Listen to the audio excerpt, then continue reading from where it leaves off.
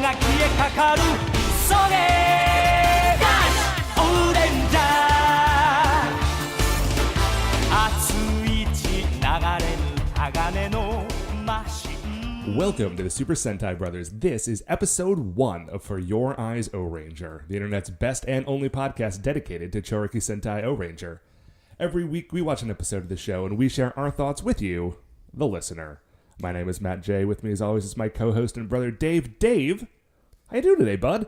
I'm in pretty good shape, man. Things are good. Feeling good. Nice. Looking good. Got some new shirts. Ooh, very fresh. Yeah. Well, you know, that season is changing. You gotta update that look. Yeah. H&M, my friend. Oh, you don't have to tell me. That is a shirt hotspot for your old buddy Matt. Yep. Well, Dave, Weird way to start the episode. Speaking of the episode, Dave, I would like to welcome you back to the sort of proper flow of this show. We've had the last couple of episodes have been a little atypical, but we are... That's typically atypical. That's always how it is. But yeah. But we're back, and this is the first episode of Season 4. So for all of our continuing listeners, welcome back, everyone. And for anyone who found the show because you are big fans of Ohranger and you just Googled Ohranger podcast, welcome to you as well. Hey, good to meet you. It's going to be very fun, you guys. You're going to love it. Ohranger is weird. Listen, all of the Sentai shows are weird. I was going to say, good weird. Weird. But we will get into the specific ways that are weird, and we will do it once a week for the next year or so. But before we do that, Dave, Dave, I forgot to check. Well, our third season ended. Yeah. And our opening segment, which had previously been 2-time award-winning, the Shining in the Heavens, of course, there are 5 stars. Yep. Dave, are the 5 stars a 3-time now award-winning opening segment? Well, man, I gotta say, no one else is submitted to the Academy of you and I, but I do think it was my year to order the award, which I didn't do. I totally forgot. So if you have a podcast and it has an opening segment and you want to get down on this, please feel free to submit, and the Academy will review all entries. We'll see, but I feel good about a 3-peat, Matt. I gotta be honest. A hat trick, my friend. Yeah, I know the judge. We're on very good terms. Okay, so the potentially 3-time award-winning opening segment, Dave, Shining in the Heavens, there are 5 stars. What is our first star of the week? So our first star of the week, Matt, is welcome to For Your Eyes Ohranger. It's we just wanted to go a little bit more into detail about us, about the history of the show, about this history of this show, not necessarily about the history of Ohranger, although maybe we could talk about that.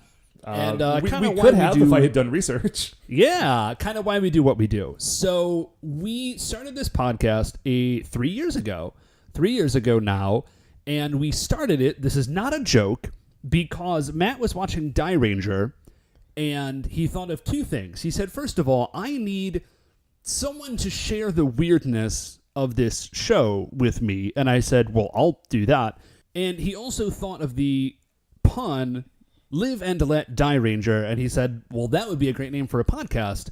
And I said, Matt, that's such a great name for a podcast. It would almost be a criminal crime to not make that podcast. Right, it would be such a waste of a good joke. So here we are. So that we did not waste that joke, here we are, 3 years later. 3 years later, and so we're brothers, real life, actual flesh and blood brothers. Not like, I love you, bro, brothers. Although, Matt, I do love you, bro. Love you too, bro. Yeah, so we are the internet's second most famous brother group that does a podcast. I'm comfortable saying that. Yeah, that might be true. We're certainly not the most. Certainly not the most popular. That's for super sure. And in this segment, this opening segment, the reason it is called the 5 stars is because in Die Ranger, which was the first season that we did, that was their sort of like when they transformed, they would say, "Shining in the Heavens, there are 5 stars." And when we were a young podcast, desperate for segments, we decided that we would have that be our opening segment. So it's just 5 things that we want to talk about this week. Sometimes they're related to the Sentai shows that we're watching. Sometimes it's just the stuff we've been up to this week. You will sort of get a feel for it pretty quickly, I think. I think. So yeah, again, if you just on the show, welcome. We're thrilled that you're here. We hope you dig it. Yeah, that's it, man. We hope you dig it. We like the show a lot, and we like you a lot. So much. Matt, so much. So Matt, what is our second star of the week? Dave, second star of the week is that a few weeks ago, we haven't done the stars in a couple of weeks, so I've had a few things saved up, which I honestly don't even think we're going to get through all of my sketchbook of stars that I've been saving up. Not sketchbook, notebook. That's the word for that. But a couple of weeks ago, our sister and I, we did something that I've been meaning to do for the last couple of summers. Is we finally went to Cedar Point. Oh, nice. I had not been to Cedar Point, America's roller coaster, in some time. Dave, I know that you're not a big roller coaster guy. I am not. That is true. But I am a big roller coaster guy, and I kind of forget how much I love them because there will often be a good number of years between me riding roller coasters and doing it again. But I had the best time. And here's something that it is either a new development or something that I had forgotten since the last time I had gone on roller coasters. Okay. Is I was unaware that when I started to fall on the roller coaster, I mean, like a controlled fall. I was not like toppling. Yeah, right. When the roller coaster started to coast, my immediate reaction was unbidden, uncontrollable maniac laughter. Man, I'm really glad that you said that because I was nervous that this was going to be like a getting old star. No. No, this is it's been a few everything years. is still cool. Yeah, so like the entire day was like we would stay in line for, a very long time. Yeah, just so long. Well, because it was also like 72 degrees in October on a Saturday at the amusement park, so everyone was there. Oh, also, right. Since it is October, it was Halloween, which is the time of year that Cedar Point like dresses itself up to look spooky. Which was really fun, because I had never been there during that. Because it's not made up to look scary. It's made up to look Halloween spooky, which is cool. Yeah, that's a completely different thing. Scary can suck a lemon. Oh, Halloween yeah. Spooky is super fun, though. Very fun. Speaking of Halloween spooky, I just bought a 4-pack of old Christopher Lee Dracula movies. Nice. I think I'm going to start watching that after we record this very episode, Dave. But yeah, Cedar Point is great. If you, ride a roller coaster. Take some time to do a thing that you love that you haven't done in a while. I think is maybe a good... that is, I think, something that we come back to now and again on these stars of ours, Dave, and I think it's a good point. Listen, Matt. Oh, so since it's For Your Eyes, Ohranger, if you've just found the show, you might not know, this year's slogan is be excellent to each other. Just be excellent to each other. And sometimes, Matt, being excellent to each other includes yourself. It starts so at it's home, okay Dave. to be excellent. Yeah.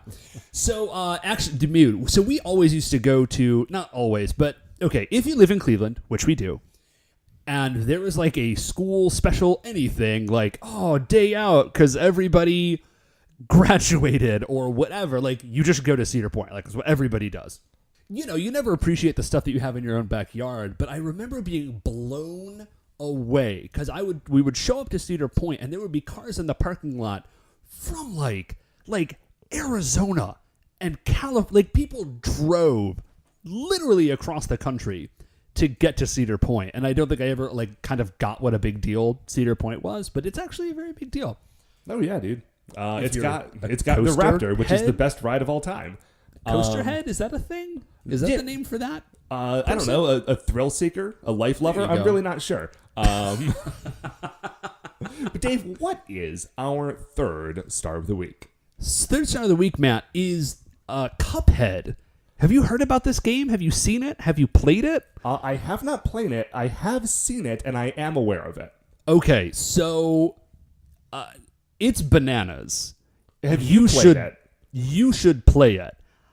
I actually did play it for a minute. Okay. Yeah, so I quit playing video games a little while ago. I don't have beef with video games. I just realized that, like, in my own personal life journey, they were taking up a lot more space than I was comfortable with. And I'm not great at doing things. Let's get deeply personal on the first episode. Like, I'm not great at doing things by, like, half measures. Sure. Like, if there's ice cream in my house, I'm going to eat that ice cream. So I just don't buy ice cream, and then it's not my house, and then I don't eat it. So, like, I just decided I wasn't going to play video games at all, and that's actually been working out super well for me. But Beth got this game, and I was sitting with the babies, and I was watching her play it, and I was like, all right, man, I got to get down on this game. Just to test, just to see what's up. And it is an old school, hard, super difficult, twitchy side scroller, animated, which if you've seen it, but animated in the style of Steamboat Willie, super early cartoons. Yeah, it's like a hand-animated, really not impossible, but very difficult side-scroller game. Yeah, man, and it's really, because the aesthetic is so at odds with everything else that's happening in the game, because it's super, super hard, and it's super, super, because it's so hard, it's super, super fun. Because games aren't hard, really, anymore. No, not most games. Not the big popular games. Right, they're not designed, old games are super, super hard, or they could be at least. And modern games are not hard in that same way. There was only so much room on the cartridge for a game, and so if you wanted someone to play, this 3-hour game and having them take 40 hours to do it, so they really felt like they got their money's worth, you needed to make that game extremely difficult.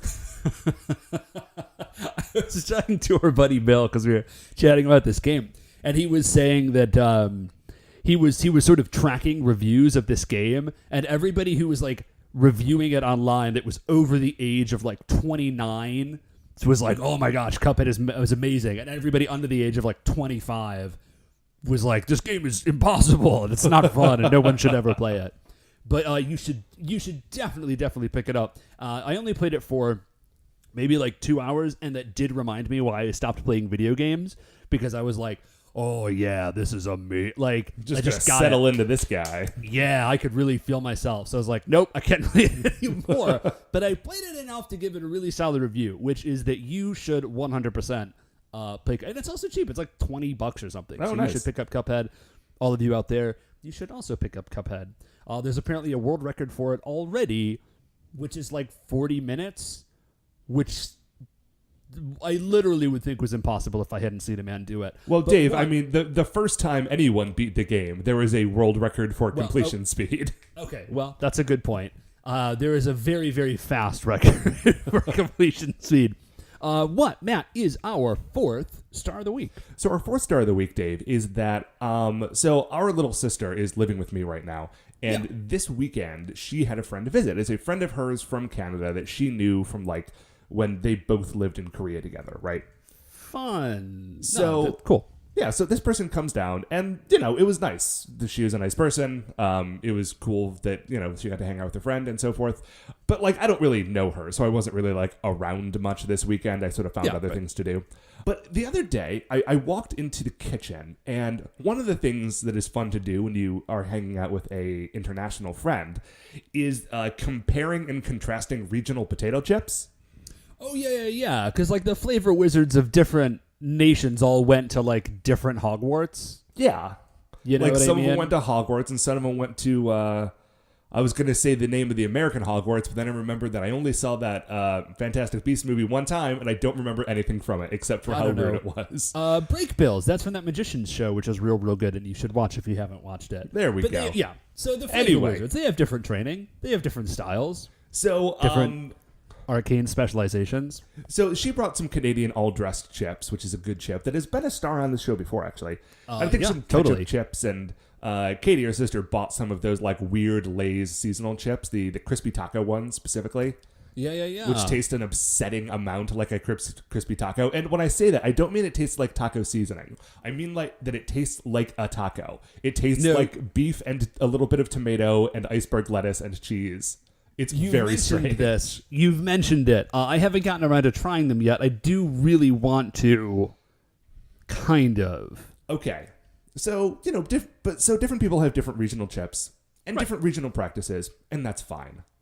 I'm a big believer in the fact that, like, for a lot of sort of like pop culture stuff, and also I think that extends to like food stuff, there's no like really right way to do it. If you're going to watch a show, watch the show. If you're not going to watch it, don't watch it. Like, I don't agree with you if you get your steak well done, but like we can still be brothers. That's fine, right? I mean metaphorical brothers. I'm not talking about you. You would never do that. I was going to say, I just do want to clarify that I do not get my steak well done. But here's the thing, Dave. Is I walked into the kitchen and I reached for one of these bags of chips because we never have them in the house, and I thought I'd treat myself to a chip. Right, and they were well done steak flavored. No, they were just some dill chips. I think that maybe our sister's Canadian friend did not think that we had dill down here, so she just brought some, which is fine. Here's what's not fine, is I picked it up and the bag was already open. From the bottom, Dave. What? The bottom of the bag was open and not the top. And that's not the worst part. The worst part is that I looked around and all of my windows were intact, which meant that as soon as she did this, the flavor police did not crash through my windows to arrest her and put her in handcuffs and take her to prison for her crimes. Okay, I want to be very, very clear, Matt. Were all of the bags open from the bottom? Did you confront this alien? Well, no, see, because at that point, I was afraid to confront her, because clearly she was a pod person. She was not. To be clear, I mean an outer space alien, not like an alien from Canada. Right. No, she, like, at that point, I was convinced that she was either a robot who had kind of figured out how to be a human, but had, like, missed a lot of the fine-tuning stuff. Like, opening your chips from the bottom is a pod person, like, robot who can't pass the Turing test move, and I was deeply, not just offended, but upset. I want to be clear, for your mental health, this was like an on-purpose thing that she had done. Oh yeah, there was at no point like a note left on the bag saying like, sorry, I did it the worst way possible.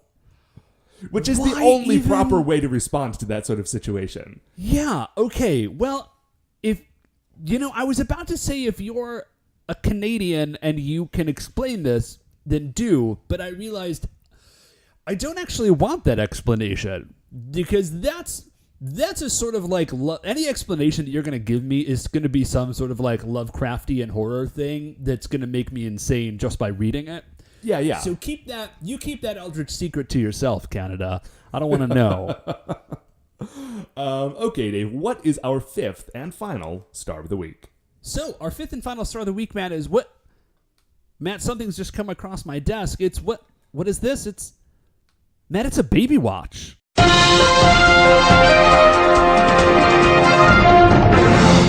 We interrupt your regular broadcast of the Super Sentai Brothers to bring you a breaking news update. Baby watch. Baby watch. What do we got, Dave? So, baby watch. Very quickly, my wife, Beth, and I, we are foster parents, and we right now are raising two adorable twins. They're almost 11 months old. Their 11-month anniversary is next week, and they are adorable and super cute. Sure. And I can vouch for this. Right. So it's a boy and a girl.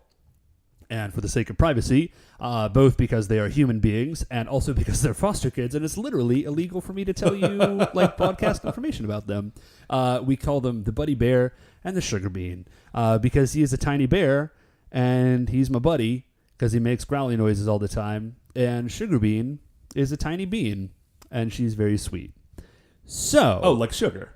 Yeah, like sugar. That's where the whole thing comes in. Not like a weird Korean sugar bean where they make desserts out of beans that you shouldn't.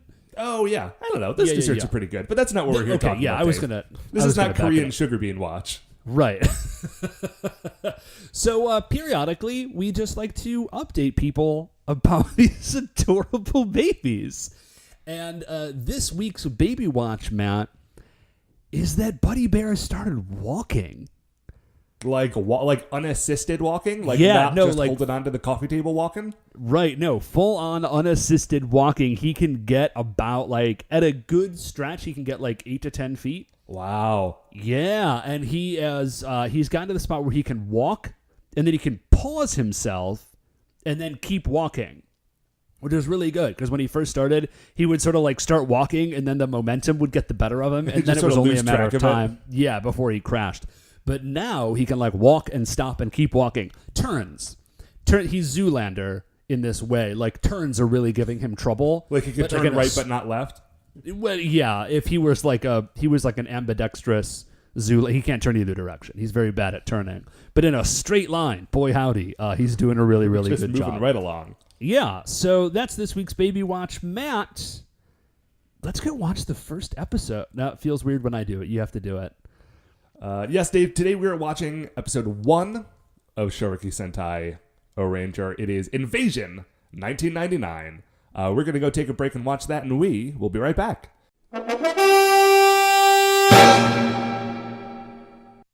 All right, welcome back. We have just finished watching episode 1, Invasion 1999. Dudes, I love the first episodes of Sentai shows. I love a lot of episodes, but the first episodes are always special. They are, and this is a particularly good one, I think. Oh yeah, this one is not wasting any time. I was gonna say I'm super into this. Okay, so the setup for Chouriki Sentai Ohranger.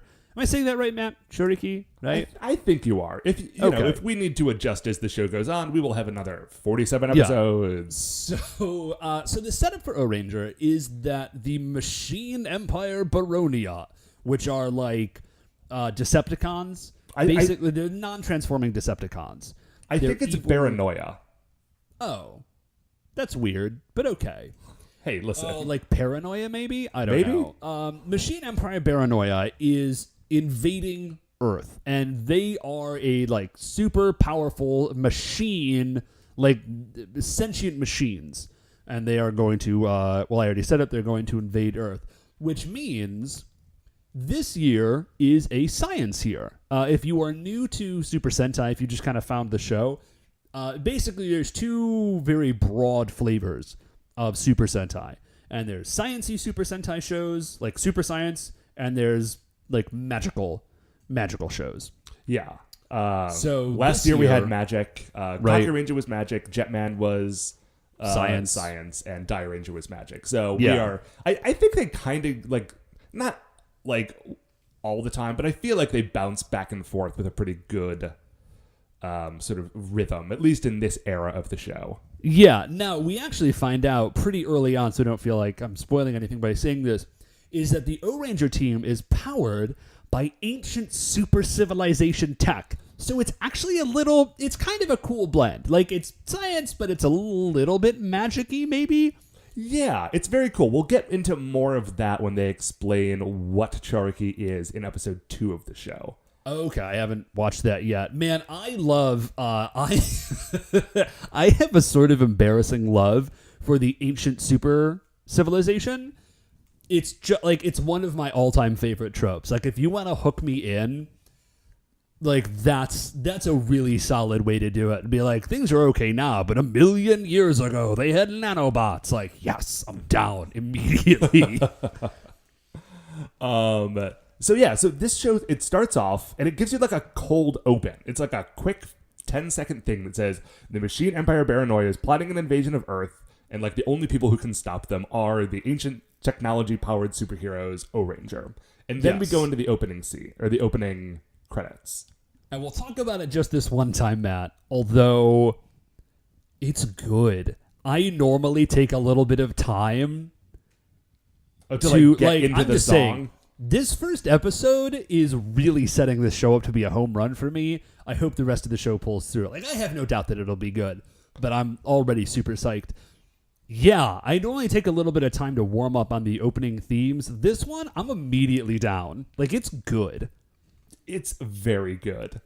So it opens up with O-Red, which is the Red Ranger, doing a super red bike jump. Awesome. Oh, and I love his super rad bike because all of the members of the team have like shapes on their face. Oh, by the way, if you are familiar with Power Rangers Zeo, but are not familiar with Ohranger, Zeo is the show that is adapted from Ohranger. Yeah. Oh, so like the star that is on his face is also on like the front of his motorcycle. It's a very good branding. It's very cool. So here is, I did my best to get the words down. So it goes, dash, dash, Ohranger. The heartbeat of the land is starting to slow. Dash. Machines of steel with no warm blood are freezing over our dreams of peace. Probably dash, dash, Ohranger. There's a bunch of dash dashes that I didn't get it down. happens quite a few times in the song. Yeah. But if we face tomorrow with courage flaring, we'll have no fear of paranoia. Once we start running, we'll never stop. Then there's like a line I missed, and then once we take hold, we'll never let go. And then there were some olays in there. Oh yeah, Olay is throughout this show. Which, it's not just the theme. Like, this is a thing for the show? I think so. I think it's something that like they'll shout out sometimes, which I believe is because it is Ohranger, and that is like an exclamation that starts with the letter O. So we're not going to get like an Aztec ancient civilization here, is what you're telling me. I'm trying to remember which ancient civilizations there are, and I do not believe that the Aztecs are involved. Well, okay, Matt, I'm going to go ahead and back that one up. Because I said something very embarrassing. Because the Aztecs, Matt, didn't speak Spanish. So let me just go ahead and make a blanket apology there. Sorry, guys. That one took a second to catch up with old Dave. It's late in the day when we're recording this episode. We're doing our best here, folks. It is. So, our first scene is we are on the Paranoia moon base, and there's Emperor Bacchus Wrath, who is the king, he's the emperor of the Paranoia machine empire. And then there is... Yeah, his wife is the Empress Hysteria. Yeah. And then there is Prince Bulldont, who I already hate. Oh, so yeah. that's fun. Yeah, he sucks. He sucks a lot. But thankfully, the machine empire does have a pair of butlers. One is human-sized, and one is like parrot-sized and sits on his shoulder or arm. I would have said Tom Servo-sized, Matt, but yes. Oh, yeah. Well, listen, Tom Servo does not typically like perch on people. Yeah, so that is Butler... Well, okay, one of them is Butler Kocha, and one of them is Butler Acha, and I don't know which one is which. I think Acha is the big one, and Kocha is the small one. That's what I have written down for some reason, but that may have just been a cold guess. So Butler Kocha and Butler Acha walk in, and they're like, "Oh, Emperor Bacchus, you're so amazing, and like this is so great." And the humans like are so weak and pathetic. Like, surely we'll win immediately. Like, let's go. And so they have a giant ship that is shaped like a cog. Sure. Listen, they're a machine empire. Yeah, why else? Listen, nothing I have found, Matt, is as important for supervillains as having a theme. Like, that's really where...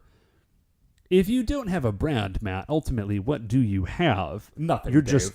Yeah, that's how you differentiate, like, an evil empire from just a nut job with an army, is that they've got branding. That's the important part. So... What I really like about this shot when they're showing the ship flying away, they also give you a shot of the Paranoia army like arrayed out on the field and like giant ships like walking around. They do a very good job immediately in the show of establishing like the physical scale of the enemy, which I think is very cool because it is again after a show like Kakuranger where it was all just kind of like street level and like running into monsters in the woods, to have like a moon base with an army is a very refreshing look. Yeah, it is. It's super cool. And we do get this ship is really large. It's a very, very big ship. So we go from there, and we're now on to Earth. And there's sirens and panicking, and they tell us that it is 1999. Which was weird to me, because I had to go... Like, I went and I looked at the seasons. I was like, did we miss... Like, did we, for some reason, jump a bunch of seasons? Nope. Just This show is set in it's 94, but it's the 94-95 season. I think it's actually the 95-96 season. Oh, my bad. Thank you. But they set it in 1999 for reasons that I don't understand. Well, so it's set Dave, in 1999. I mean, you remember the 90s? Like 1999, 2000, and 2001.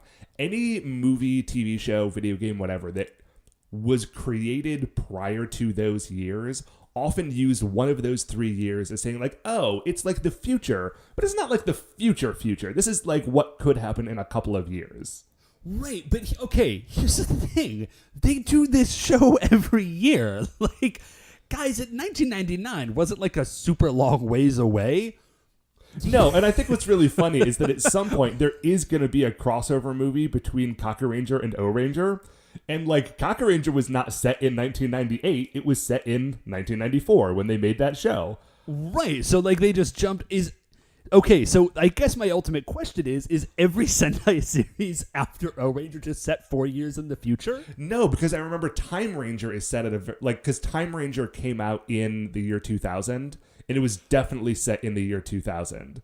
Because they had people coming back from the year 3000, and they were coming back 1,000 years to chase future criminals. Time Ranger is very good. Okay, great, man, great job, Sentai. All right, anyways, so we find out that there is something called the United Air Force, and we would assume that it is some sort of international.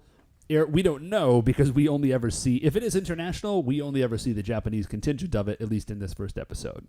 Right. Well, listen, it's a Japanese show. Right. In most shows, I think what we are meant to assume is that it is an international thing, but we are seeing the Japanese wing of it. Yeah. So we get we see some establishing shots of the United Air Force, and then like the main dude, Goro Hoshino, shows up at a base. He gets out of a helicopter and he walks into this command center. And in the command center, there's video of Baronia battleships attacking cities. And they are not messing around. No. These are very, very large ships, and they're super, super powerful. Oh, and they have a bunch of like fighter jets that they drop out, which are like, they're sort of like War of the Worlds, like tripod walkers. Yeah, that's exactly what I said. But they have like extra legs, and those legs can like pop up and all get like tilted forwards, and it becomes like a fighter jet. Yeah, it's super cool, actually. The Wikipedia page refers to them as like octopus fighters, which I guess we can call them. They haven't actually talked about like what they're called in the show. Let's not, though. Let's not do that. So Goro Hoshino, he shows up, and he's sort of like getting the lay of the land. And we don't know, they haven't told us that he's important yet, but like clearly the establishing shots are indicating to us. He has the bearing of someone who is important. Right. He's actually super rad, man. He like walks in like he owns that joint, which I guess in a way he does. Oh, yeah, because, okay, this guy is O-Red. Yeah. Like, we don't know this yet, but this guy will be O-Red. And at this point, he is the only existing Ohranger. So when he walks into a room in the like United Air Force thing, he's like, "Oh yeah, what's up? You guys all work at this base, but I'm the superhero who works here. So let's get moving." Right. So what we find out is that the Baranoians. Anyways, listen, the Baranoians. Man, right? That is what it is, and I will not. We cannot go forward at this show calling them the wrong name for 48 episodes. Yeah, no, you're right. I just have to resign myself to this. So anyways, we find out that the Baranoians have attacked New York and Paris already. And then now they are attacking Tokyo. And they have actually sent terms of surrender. They said, here's the deal. We are the Baranoians, and here are the terms of surrender. You're going to turn over all of Earth's material resources. Half of your people are going to come with us to be galactic slaves, I guess. And then it doesn't say what happens to the other half, I don't think. But it says the other half will like stay here and probably be like local slaves. Right, presumably. And so, and every day that you do not surrender at noon, we will launch another attack on like a major metropolitan area. Yeah. So that's the threat. So the Goro then looks around and is like, okay, well, this is terrible. I need the other 4 people who are going to be part of my squad. Like, where are they now? And then right as he asks that, with some flunky like announces like, "Oh man, the Thunderbirds, is that what the planes were called? These planes are being attacked. Like, oh no, something's happened." And like we get I forget exactly what they say, but the other 4 people who are going to be on the Ohranger team are in these planes. Yeah. So these 4 are already part of the United Air Force. Right. And like they are already a team used to working together. Yes, dude. I'm going to hold off on saying what I love about this for like another minute, because we're going to kind of loop back around to it. Oh, so yeah. So here are their names. It's Shohei Yokaichi, Juri Nijao, and I'm doing my best with these pronunciations. I'm sure that I'm getting it wrong. I genuinely apologize. I speak English. Yeah. And Momo Maruo. Did you catch that one? Maro? Yeah. I have it up on the Wikipedia. Yeah. And Yuji Mita. Yeah. Oh, sorry, I missed Yuji. And so they are the 2 guys, Shohei and Yuji, and the 2 women are Juri and Momo. And the guys are pilots, and the women are gunners. So we're in like a Maverick Goose situation here. Yeah. And it's very, very clear that, as you said, Matt, that they are already... These 4 are already a team, and that like it's like 2 sets of 2, and they are already a team, and they already know each other, and they already like work super well together, which is it's super, super cool. I always listen. Okay, never mind. I'm going to put off what I'm about to say until I think the conversation that you want to have in a few minutes. Yeah, definitely. Okay, so, just to be clear, we're going to talk about Jetman in a few minutes, right? Well, we are, but there's actually some other stuff that I want to talk about that is non-Jetman related, so it'll be a great conversation. So look forward to that, listeners. Yeah, that's a weird spoiler that we put in. Anyways, so there's a pretty short dogfight. Go Earth. They don't win though. Well, they don't win because, like, listen, they're very good pilots, and they actually managed to outmaneuver the Machine Empire's jet fighters, but the weapons that, like, the missiles that are on their, like, the human jet fighters just aren't strong enough to damage the machine ones. Yeah, this is not an operator error. This is just like the hardware is just not there. So yeah, and this will happen. Like, pay attention, because this is going to happen throughout this episode, where like these people are like the best possible people out there doing their best work. And it's just not working, not because they're doing the wrong thing, but because the Machine Empire's flunkies are just that strong. Yeah. So the Baranoians, they sort of look like off-brand Cybermen. If you're familiar, like if you watch Doctor Who, which I feel like if you're listening to a Super Sentai podcast, like there's a pretty high likelihood that you also have watched Doctor Who. Yeah, like these makes sense to me. Yeah, so these are clearly like robot people, and there's a lot of like animations where it'll close up on their face, and then it'll clearly go from live action to an animation where like the faceplate opens up and the head spins around, and like a weird like robo flaunting like their.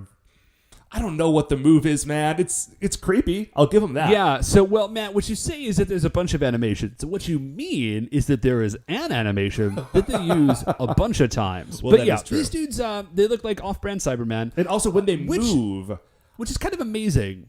Yeah. Because Cybermen also sort of look like off-brand Cybermen. Well, I mean, that's just that beautiful BBC aesthetic. Yeah. So when they move, when the Bear Soldiers move, which is what they're called, they are the putties for this season, the Bara Soldiers. Right. When they move, like, the camera does a thing that makes them look like they're moving in, like, a sort of a herky-jerky, like, jumpy sort of way. Like, they are machines that, like, do not move in a straight line. They're sort of, like, clockwork and, like, jittering along. Now, that effect does not happen when they are in fights, but it is very cool and creepy. Yeah, it's super, super neat. And they have a sort of ape-like movement. Oh yeah, absolutely. Like they beat their chest, they sort of hunch over. They're weird, herky-jerky robot ape men with laser eyes. They're very good. I'm not going to say they're not very good. It's super. No, I dig these monsters already. So these 4, I'm just going to say their names again to remind myself. Shohei, Juri, Yuji, and Momo. Like they crash land, but they survive. Well, they're very And good pilots, Dave. Yeah, they're super good pilots, and we see them sort of like skid and crash land. It's like a very dramatic scene, and they do survive. We flash back to the base, and the commander of the base is saying like, "Oh, we got to get a rescue team together." And Goro says, "Well, listen, like these 4 are my squad. Like I'm just gonna go out and rescue them." Yeah, like I am the rescue squad. Like you chill here, I'll take care of Which things. is, it's just like, well, no one said you couldn't go, Goro. You can also go, but other people could go too. That would be... Nah, man, Goro knows what's up. Well, I guess this is a moment of... It's not dramatic irony. Goro knows something that I don't know, which we're going to see later. So we flash back to the 4, and they've escaped their jets, and they are getting attacked. Like Right. they're getting blasted at, and the Barra soldiers are like landing, and the Barra soldiers fight with like an electro stun rod thing. Yeah, which is pretty it can cool. also be like extended into a spear. When they start to get attacked when they're on the ground, Shohei, who will be the Green Ranger, seems a little offended. He's like, "You guys already shot us out of the sky. Now you're gonna come and like try to kill us personally." Like it is as though he's saying like, "That's really rude." Yeah, like that's not cool. So I don't think they fight. No, they don't fight back yet. Like they are just running. They're like, we don't know what's going on with these dudes. They've got some sort of crazy weaponry. We're getting shot at from some like Gatling gun from the walkers, and they're just bugging out. And I just want to say, first of all, these Barra soldiers are way more threatening, I think, than any of the foot soldiers we have seen yet. Well, okay, that's what I really like, is that in the beginning of this episode, they really do a good job of getting them over as, like, a really legitimate threat. Yes. Well, And- that's kind of... And then, okay, so later in the episode, when they have to fight O-Red, he does not have the problem with him because he's a superhero. So Yes. we're going to spend the whole episode watching, like, those things be, like, these unkillable, like, robo-murder machines.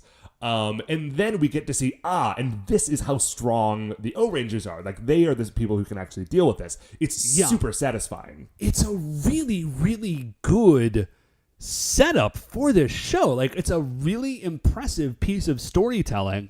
And this is kind of the other thing that, well, let's just talk about it now. Because as they are running away, they might say this a little bit later, but these 4 are talking and they're like, dude, no, we have to, like, let's stand and fight. Let's, like, give this a shot. We are the best of the United Air Force. Like, we're the top people. It doesn't get better than us. And so I really love that off the bat, this is a team that is already, like, they are on top of their game. They're super competent. Like, they know what they're doing, and they're already a team. Which is not actually something, at least in the seasons that we've watched, that we've ever seen in a Super Sentai show. And specifically... There's always kind of like I was just going to say, there's always kind of like getting the team together, and like, you were destined to be a ranger, but you never knew it, and you're like a noodle chef or like a farmer, and you just got like zapped by Bradonic energy, and you becoming the Yellow Ranger, in the case of Raita, is like a really, really big element of the show. And I do like it because it's, provides drama of a different sort. But I'm really into the idea that there's like, nope, these guys are already a team. They already know each other. They're super on their game. They're like the best of the best of the best. And that is why, that's why they're the O-Rangers. And it's such a cool contrast from Jetman. Because if you remember Jetman, like, this is what Jetman was supposed to be. Like, this is the initial setup for Jetman, is that there was going to be this super special task force. Right, like, made up of, like, the best dudes in the military, and they were going to do it. But, the Vyram commanders attacked, and so stuff didn't go right. But in this show, like, they have the chance to actually do it properly. And so we get to see the sort of team that was originally supposed to comprise Jetman. And I think it's very cool to get that other angle on things. Yeah. Okay. So huge digression. Back to the show. Let's get back to the actual order of this show.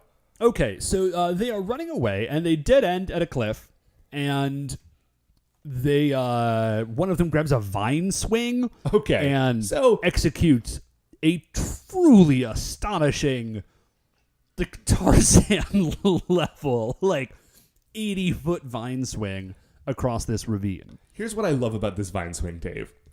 So they're Clearly stuck not a vine. Yeah, they're stuck at this ravine. They're being chased by the jet fighter that has gone into like walking mode, and it's like walking at them and knocking over a bunch of trees. It's very cool.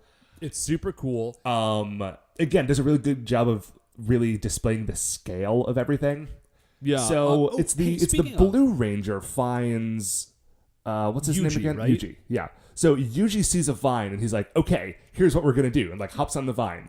It is a vine in that scene. When it cuts to him swinging, it is so clearly a rope. And then as soon as he gets to the other side and there's another shot of him like landing, it is a vine again. It is amazing. Yeah, I love it. Oh, speaking of Matt, of swinging on vines, did I tell you that I watched the most recent Tarzan movie starring Ace Skarsgård? I can't remember which one. Oh no, how was that? This? It was not good. Do not watch that movie. Walk, don't run. Away from it. Yeah, no, there were a couple of, basically every time Tarzan was like punching someone or swinging on vines, like that was great. And then everything else was like dumb and bad. Were there any nooses? I know you're really big on Tarzan's noose usage. Yeah, no, he never does. Which actually I had forgotten about until you mentioned it literally just now, which makes me dislike the movie even more. Man, even in Disney's Tarzan, somebody gets hung by the neck until dead. Oh, well, there is a dude with a noose, but it's not Tarzan. Well, it's not a great movie. Okay. Anyways, so yeah, they full on Tarzan swing across this thing, and they're getting shot at again, and then it starts raining very hard. Kind of? And they're sort of like, it's a very sudden, very hard rain. They are running away. They fall down this hill and are just like rolling down this muddy hill for a few minutes. Yeah, and very obviously getting just sprayed with the hose. Like there is a man literally maybe 2 feet off camera with a powerful hose that is just spraying them. There's some sort of lightning attack involved in this. I think it might just be a thunderstorm. Okay, I wasn't really clear. This is a very frantic first episode, especially when they're running. Like it does a very good job of conveying like these dudes are having a terrible day and they just have to run all the time. Yeah, but it does make it a little hard to write notes. Right. So we flash back from there. We see Goro. Goro gets in his own super jet. What is great is as he is walking from the command center to his super jet, he is like taking off his like military hat and ripping open his uniform shirt and whipping off his sunglasses, because underneath all of this he has his Ohranger jumpsuit. Oh yeah, that's right. It's so good. And so he has like a special tricked out plane. And again, like everybody he's talking to, this is like really, really great establishing character stuff, because everybody he's talking to is like super deferential. There's like no question that Goro is the dude, and like he knows it and everybody knows it. Right. But he's not like a jerk way. Exactly. Yeah, exactly. He just recognizes that he's in charge and needs to be doing stuff. Right. And like everybody's just operating, and it's really, really cool. So he has tricked out, I feel really silly I didn't write this down, but like a tricked out fighter jet. Right. I think they are called the Thunderbirds. Okay, thank you. So he's got like a tricked out Thunderbird that has some additional technology and like armaments on it, and he like takes off and he flies out of the side of a frozen mountain, which and everyone sort of like cheers as he flies away. There's a whole like ground crew and staff to this military base, which I love. Yeah, well, again, I think this is what the Jetman, in a way that Jetman was supposed to be. Like there was supposed to be this like giant staff and all of this stuff, and like ground crews and everything, and they just didn't exist in the show. Like, they had all been on that space station and got blown up. But they are in Ohranger, which is super rad. So we flip back from there to the Rangers, and again, things are not going great. And this is where we get that dialogue I was talking about before, where the Rangers talking to each other. They're not Rangers yet, but you know what I mean. Yeah, talking to each other, saying like, "No, we are like we can do this. We're like the best of the best. Like we are." Right. I think the actual line is, "Yes, we're extraordinarily skilled," which is a great. I think the Yellow Ranger says that, and I love this Yellow Ranger. She is wonderful and beautiful and amazing. This is Juri, right? Niju, I think, she's with the long hair, right? Yes. Yes, that I believe is Niju. Okay, well, I have it here on the Wikipedia as Juri Niju, but I'm not sure if it's that or Niju Juri. We will get this down as the show. We'll get that down. Yeah, Anyway, also, I love that the Yellow Ranger is a lady. Dude, I love a lady Yellow Ranger. And I am always psyched love to it kind of because the see- Yellow Ranger is like the strongest and toughest. And she is Right. clearly the strongest and toughest one here. Right, that's what I really dig about it, is like in the sort of metafiction of the Super Sentai, as Matt said, the Yellow Ranger is, and it's in like Voltron and stuff too, like Hunk is the biggest and the strongest, and that's the Yellow Ranger, and I really dig that it's a lady. That's super cool. 'Cause I haven't seen that yet. There is a scene in the end credits. Yup. Where, we'll talk about that. No, save it. Okay. I want to talk about all that stuff. And we get a little character stuff here, either Juri or Niju, the yellow is like, super like hard as nails. The Momo, the Pink Ranger, is a little more like less that way. A little bit, yeah. So they go to start a fire with some magical lighter fluid soaked logs. Okay, Dave, why do they start a fire? I literally have no idea. They finish rolling down the hill. Like, they collapse in a heap. They're having a conversation. 2 of the 4 haven't even gotten up from when they collapsed yet. They are actively concerned that they will be found again. And the very first thing they start doing is starting a fire using wet logs and lighter fluid, which is like the smokiest possible fire. Oh, okay. I don't think that they have lighter fluid. I just assumed that they were like, start a fire. Like, I don't think I was about to say in-game. I don't think on camera they have lighter fluid, Matt. I think these are just supposed to be magical logs. I think that I saw Shohei with lighter fluid. Oh, okay. Right on. Well, okay. That at least makes a little bit more sense. Well, it makes happy sense with that they would be able to do it. I just don't know why they did it. They're not like cooking food, and it's not dark out. And yeah, well, I don't know, man. They just got out of water. Nope, they're not at the water yet. That's going to come in a minute. So anyways, well, let me back this up, Matt. I know exactly why they set this fire. Because Niju is about to set some Barra soldiers on fire. Yes. So as they're doing this, that's right. They don't immediately get set upon by Barra soldiers. A snake comes out of nowhere and is like menacing Momo. And she shrieks, and everyone else just sort of like rolls their eyes and throws the snake away. But then immediately afterwards, she shrieks again, and everyone is like prepared to disregard her when she points is like, "Oh no, there's a robot right behind you." Yeah, and there is. This time it is it's definitely a robot. And so they attacked, and Niju grabs one of the flaming logs out of the fire and just frigate clobbers this Barra soldier with it, which is amazing. He catches on fire immediately and falls back into another guy who then also catches on fire. It's very good.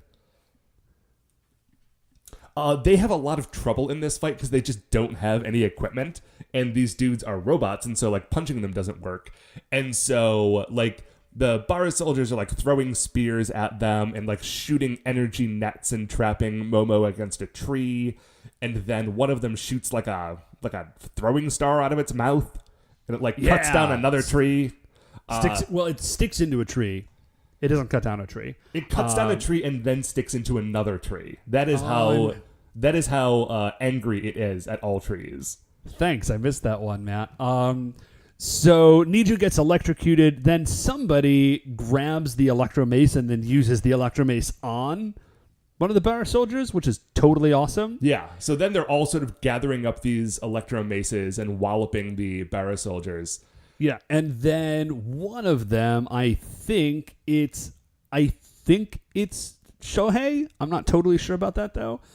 Grabs that ninja star and cuts Niju free from the energy net that then solidified. So now they're all free and they've got some sort of armament. But they run again. Oh, there's a great moment in here where one of them, the Barra soldiers, gets blown up, but then like its arm crawls over and grabs onto somebody's foot. It's I forgot about that. Yeah, that's cool. So they run away and they end up at the top of this waterfall.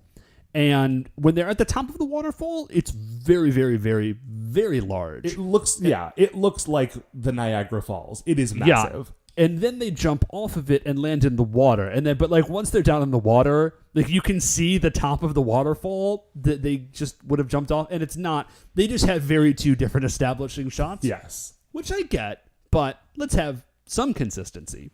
Nope. I don't know why No I'm time asking. for consistency, Dave. Yeah, I don't know why I'm asking for that now. I know that I'm not going to get it. It's the joy of this show and the fuel of this podcast that we don't get that. That we don't get, but we do. That is what happens. So they jump off of this very small waterfall. And then they're rolling down this river for, you know that scene in the second The Hobbit movie where they're going down the river in barrels and it takes about 45 minutes? Oh, yeah. That scene that's not in the book at all in that way? Well, I mean, not in that way, but yeah. Boy, that was a bad movie, right? It was so bad. Anyway, I only bring it up to say that this scene lasts for slightly less time than that, but it feels like they're in that river for an extremely long time. Yeah. So they do eventually land on dry land, and then they are attacked by a drill monster. It's Baradrill. For a moment, I thought that there was an earthquake. I'm like, well, of course there's an earthquake. There's already been a thunderstorm, and like having to like swing across a vine and fall down a waterfall and tumble down a river and fall down a muddy hill. Like, of course there is also an earthquake. But no, it is Baradrill. So Baradrill he's a robot basically with just a giant drill on his chest. Yeah, just like a forward-facing drill that is his entire torso. Right, which he was like drilling through the ground, which like I get as a monster maybe is for a look he would want to have the drill on his chest, but like if you think about him trying to get through the ground like that, well, it doesn't. No, it doesn't make sense. But if you may have looked away to take a note at this point, but he actually like when he popped out of the ground, like his arms and legs sort of like assembled to the side of him. Oh, so when he was underground, it actually wasn't like that. Delighted to be wrong about that. Like, I'm really stoked that they had that moment to think about it and then put the arms and the legs in the right spot.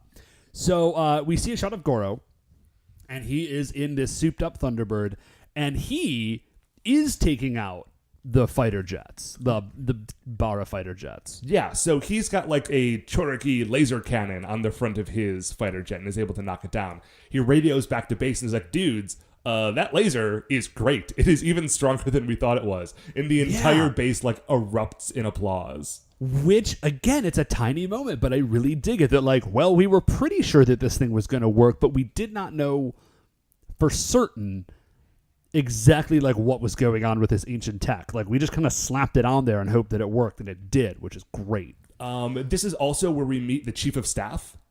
Yeah. His name is Miura. This dude, by the way, is, I think, being played by the guy who was the Blue Ranger in the first season, Go Ranger. Whoa, no way. That's super cool. All of Ohranger was originally conceived as sort of a, like, I don't know if it was an anniversary show as such. I don't know if it was like a particular milestone, but I believe that it was, it was like the 20-year anniversary, I think. It's the 19th season. No, not the 20th season. But yeah, because I think that, I want to say it was Go Ranger lasted 2 years and then everything else had been a year. So this was the 20-year anniversary of Super Sentai. And so this show was designed to be a real throwback to the old style Sentai shows where it was like military science and stuff like that. Yeah, no. And so that's why they grabbed this dude. Now, eventually, this show does take like a pretty weird like pivot, which we will talk about in a couple of months. But that is how the show was originally conceived, which is why this guy's in it. Yeah. So listen, I'm willing to give, having said all that, I'm willing to give this dude the benefit of the doubt. But if he's going to be the chief, and he's going to be in charge of a Jedi-style theme of Sentai, he's got big shoes to fill. Oh, 100%. Yeah, it's, listen, he might be the best Blue Ranger of all time. I don't know. I've only seen one episode of Go Ranger. But he is probably not the best chief of all time, because we've already had her. Yeah. We'll see. So anyways, so we meet this dude, and then we flip back to, we did see them already. We go to the Baronia. We see Emperor Bacchus Wrath. Bacchus Wrath of the Baranoia Machine Empire. Sorry. The Baranoia Machine Empire. And he is talking to Empress Hysteria and Prince Bulldont. Which I really... Anyways. Just really having to take a moment to process your immediate dislike of Prince Bulldont. Yep. So he says, I am told the humans enjoy foolish things like joy and love. We machines are clearly the only fit beings to rule the universe. Well, Dave, they have immortal lifespans like unto the gods, and so Yes. Humans are inherently inferior, and so he needs to make them suffer so that they will recognize their inferiority and submit. Yeah. It all makes sense. Yeah, I don't know. I'm good. I understand where he's coming from. So we go back to Goro, who drops, I think, the sickest move of this entire episode. Yeah, so He does a low okay, real quick, Dave. flyby. Let me Matt, no, please go ahead. before you say this, and I want you to say it. I've been waiting for you to say it. I feel as though the show is having him do the most radical thing possible in a direct response to Bacchus Wrath talking about how inferior humans are. They're like, okay, that's what he thinks, but let's show you how great humans actually are. And then this happens. So what he does is he does a very, very low, not as low as you might think, though, flyby on his jet. And as this is happening, out of the bottom of his jet, he, falls on a motorcycle. Yes. Like that red motorcycle we were talking about before. And then he takes that motorcycle off of, a sick jump and gets so much rad air, and I think something explodes behind him. Yes, and then as he lands, he rams through a whole crowd of Bara soldiers. Oh my gosh, it's so good. So then he hops off of his bike, I'm sorry, he skids to a halt, and then he hops off of his bike. Then he hops off of his bike. I just don't want to I don't want to leave out any of the amazing details of that move. No, again, man, he's doing the raddest possible thing, and that is the raddest possible way to stop on a bike. So he does that thing, and then he henshins. Oh, there's one last thing. He knocks Matt. I'm sorry, I took very detailed notes on this. He knocks his bike into Bara Drill as Bara Drill is pulling up a gun to shoot him. Oh, and man. So the blast goes wide and shoots one of the the Machine Empire's jet fighters, and it makes it explode. And then he transforms. I was going to say, thank you so much for interrupting me and saying that. That sounds like maybe I'm being sarcastic. I want to make sure everybody, you and everyone knows, that it was not sarcastic. I genuinely appreciate that, because I would have felt real bad if we didn't mention that moment. So then he henshins, and he's in red, and he's got a triangle sort of at the top of his chest. I'm trying to think of the best way to describe it. Oh, well, okay. It's like a Superman S shield if it extended all the way up his shoulders. Well, if you're not familiar with Sentai at all. It kind of looks like the Green Rangers, like Tommy the Green Ranger, like the sort of shield that he wears, except it's part of the costume, because it's gold and is sort of a similar shape to that. Yes, I was actually thinking about saying that, Matt, but I was trying to come up with a non-Sentai reference point. So anyways, he has this, but we get a quick shot of it close up, and it looks like it's just sort of gold. What it actually is it's circuitry. Yeah.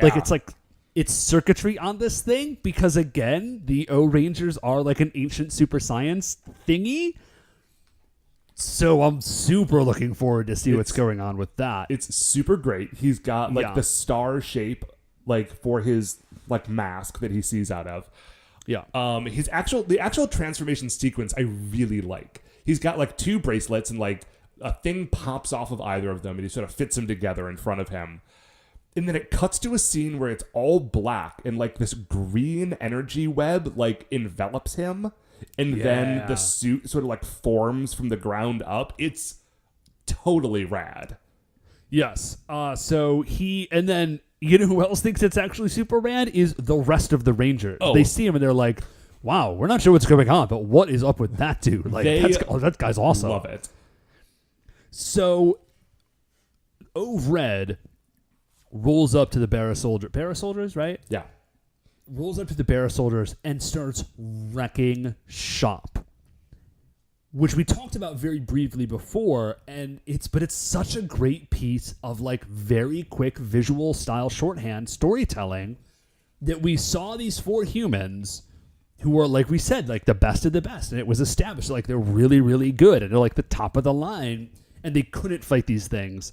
All 4 of them managed to sort of take out one using the Barra soldiers' own weapons, and O-Red just busts out. He's got a weapon called a battle stick, which is like kind of a sword, maybe? It's like a baton with like a sword hilt, sort of. Yeah, and he's like taking these fools to school. Like he's fighting like 7 or 8 or 9 or 10 at once. He's zapping them with his laser gun.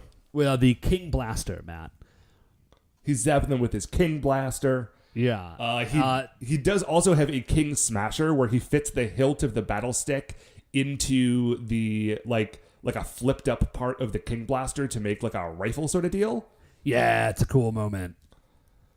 He uses that and he shoots it at one of the Machine Empire's jet fighters, and it doesn't like do a ton of damage. It just sort of like kind of messes up its leg a little bit. And he tries to then shoot Barra Drill, but like the lasers bounce off of him because Barra Drill is much tougher than the rest of these fools. Yes. So what we then see is that we do we get this great moment. So because he's in human form now, Barra Drill's drill is on his chest, which means that when he wants to attack with it, he just has to like chest bump you. Yeah. But he's much taller than O-Red, and so he does a shot of him just like falling face forward in an attempt to drill O-Red.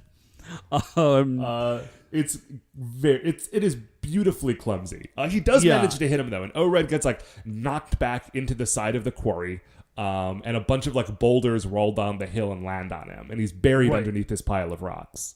Yes, but we see like one of the rocks sort of rolls away and his fist clenches, and then all the rocks explode and he gets back up and he's back in the fight. Okay, so he's back in the fight. And, that's right. There is a bit where Barra Drill and one of these jet fighters are both trying to zap him at the same time. And so he does like a sick backflip out of the way, and they end up shooting each other. Barra Drill gets damaged sort of like on the top of his head. And I think that particular jet fighter goes down. Yeah, it totally does. And so he then gets out his like special weapon, which is called the Star Riser. Yeah, he puts his hand in front of like the star on his face and then like grips it. And a sword forms around his hand where like the hilt has that star shape on it. It's a cool move. And so what I'm really hoping, so everybody has this battle stick, which is sort of a sword-style weapon, and he has a Star Riser, which is definitely a sword-style weapon. So what I am really hoping is that for the other Rangers, they don't have, like, their special, like, star, like, shape weapon is not a sword. I can tell you right now that you are correct in that they all have different weapons. It's very cool. I assumed that was the case because that's a very Sentai thing to do. I'm just glad to hear that is correct. So he wins, man. He like busts out the Star Riser and does this like crazy like jumping move, and then he comes down and stabs Barra Drill at the top of the head with the Star Riser. And then he explodes. Oh, and then the other 4 dudes are like, we also need to fight. They pick up Barra soldier like javelins. All throw them together at the remaining jet fighter. And was that the one that had the damaged leg from earlier? Like they hit it in the... You know what? Yes. Yeah. It didn't get destroyed before. They take it out now. So like they all together take it out. And then we turn and we see the coolest thing, which is the Red Ranger casually walking out of the flames like towards the camera, but there's all like the heat wave distortion in between him and the shot. So he's just like totally chill slow-mo walking through like fire and heat waves. It's amazing. Like I said, man, They have done such a good job of establishing, like, day one, the Ohrangers are on it. Goro is on it. Like, let's get ready to rock. We're taking the fight to the Baranoia Empire, and it's going to be rad as heck, and we're glad that you guys are on board. So they turn to him, and they're like, who are you? And he's like, I am Red. And they're like, oh, Red. And then he does, like, this sick pose. Which seems a little... And okay, here's what I love about this, is that if Superman saves you or Batman saves you or something, right? And is like, all right, I saved you. Here's my pose. I'm out of here. That's cool. But this dude, like, he is a superhero, and he did just save them from, like, a giant drill robot.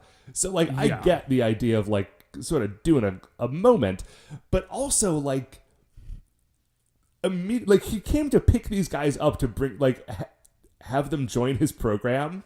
So they're essentially, like, his co-workers, and this is how he has chosen to introduce himself to them, with, like, a sick pose and a lens flare, and then they're just gonna, like, all get back in his plane and fly to base.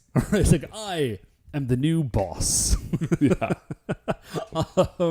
So that's the end of this episode. We go from there into the final theme. Yes. Or the closing theme, and here's where we get like some cool shots of, like, what's going on with the Rangers. So we see Goro, and Goro is a karate. He's like a karate expert. Yes. He's doing karate on a waterfall. Right. And then we get a shot of, I think, Shohei, but again, I'm not totally sure. And he is a boxer. Yes. Like, that's his thing. His hands are taped up. He's in a field. He is swinging those hands. Yeah. We cut to Niju or Juri, depending on which one it is, the Yellow Ranger, and she is doing sweet kicks. Yeah, it's not... My guess is that, like, based on everything else, she is doing a specific martial art, but I don't know. Like, I don't have enough education to know what it is. Yeah. But she is doing some sort of martial art. And then the other dude, and I think it is Yuji. Yuji, yeah. Well, that is the name of the other dude. I just can't remember which is which yet. No, you are correct. Yuji is the Blue Ranger. Got it. So he is doing gymnastics. Doing so many sweet flips. Yeah, which I, like, not to get, like, too deep into the gender politics here, but I really, really love that, the Yellow Ranger is a lady, and I really dig that this Blue Ranger is a dude and is like is it a thing that the Blue Ranger is a gymnast, Matt? I think that is a coincidence that we have encountered twice on this show. I don't think it's like a thing. Well, I happen to remember that David Yost, who played the Blue Ranger in Power Rangers, of course, is himself, like, a pretty good gymnast. So I didn't know if that was, like, a thing. But anyway, so he is a gymnast, and then the Pink Ranger, Momo, is doing some sort of Chinese martial arts. It's not super clear on exactly what she's. Yeah, like, I mean, I'm sure it's clear if you know exactly what Tai Chi if you know looks what like. you're looking for, but I don't. But she is doing some sort of kung fu Chinese related martial art, and and then there is a scene, right as the credits are ending, of an arm wrestling match. I missed that. Oh, did you? This was a bit. I'm sorry. I paused for a moment because this was a bit I was going to mention earlier, and I thought you were going to bring it up. No, there's an arm wrestling match between the Yellow Ranger and Green Ranger, and right as the credits end, the Yellow Ranger, like, totally crushes it. Oh, nice. Yeah. Anyway, she's the best, and I love her. I mean, I love all of them, but, you know, there are grades to this sort of thing. Yeah. And that, I think, that's the end of the episode. But it's not the end of our episode, Dave, because we have a new monster to put on our recently completed Creature Royale. So, the Creature Royale, if you're just joining us, is our now 4 seasons long ultimate master list of ranked monsters. Like, who's the best, who's the worst, and why. We just recently caught up from 2 seasons ago, because it's actually something we started doing, like, in the middle of season 3, that we just got such a kick out of. And also, we straight up stole from the guys over at Ranger Danger. Hey, Matt and Michael, we still love this idea. It's a good one. Number 1 on our list right now is Jin the Demon Fist from Ranger. Number 108 on the list is also a Ranger thing, General Cactus, who sucks. Who is the worst? So, but Dave, we need to figure out. Yeah, Baradrill. Okay. So clearly he's pretty close to the bottom of this list, I would say. He's not much of a monster. His only method of attack is like to fall on you. Well, yeah, no, he has like a flamethrower handgun, but okay. Yeah, like he's not. What was the first monster in Jetman? The first monster in Jetman was Jet Dimension, I believe. Oh, yeah. It was an actual man who was a jet. Yeah. And they are at number 102 right now. I feel like Baradrill is kind of around there. Like, yeah. It does a good job of establishing what, like, the machine beasts are, but it only shows up in the last few minutes of the episode. It's got a cool look, and it does pose a threat for a few minutes. But it's not, like, there's not a lot to the guy. Yeah, I would say I maybe like... I actually don't like it better than Jet Fighter Dimension because the monsters in Jetman are so weird and the concept of them is so strange that when you first got Jet Fighter Dimension, like, it's a jet that got turned into, like, a humanoid monster beast. Mm-hmm. Like, that was pretty mind-blowing. So, I guess I like Baradrill better than Cherry Blossom Viscount, who's on the list because we had forgotten about him and then, like, found a picture of him later, so he's pretty bad. Yeah, like, he might be fine, but neither of us can remember anything about him without going back to watch the episode. Like, I even read a synopsis of that episode and still could not remember what it was about. Yeah, which that never speaks well of a monster. So, a pretty quick one, Matt. Baradrill goes on at spot number 103 on the Creature Royale. All right. Well, then that, Dave, is going to do it for our very first episode of For Your Eyes, Ohranger. Before we finish up here, I want to remind you, you can email the show at supersentaibrothers@gmail.com. If you want to get any updates on future episodes or check out the things that we're talking about on Twitter, we are at Super Sentai Bros. If you like the show, please remember, shining in the Apple Podcasts review section, there are 5 stars. Rate and review, subscribe on there. That's what's going to help new people find the show. This is the first episode, so if you have been waiting for an excuse to tell a friend or loved one about the podcast, this is a good time to get them on board. Yeah. Super Sentai Brothers are a production of Retrograde Orbit Radio. To listen to any of the other great Retrograde Orbit Radio shows, you can find them all at retrogradeorbitradio.com. Once again, we're the Super Sentai Brothers. I'm Matt. I'm Dave. And we'll see you next week for the greatest show on Earth.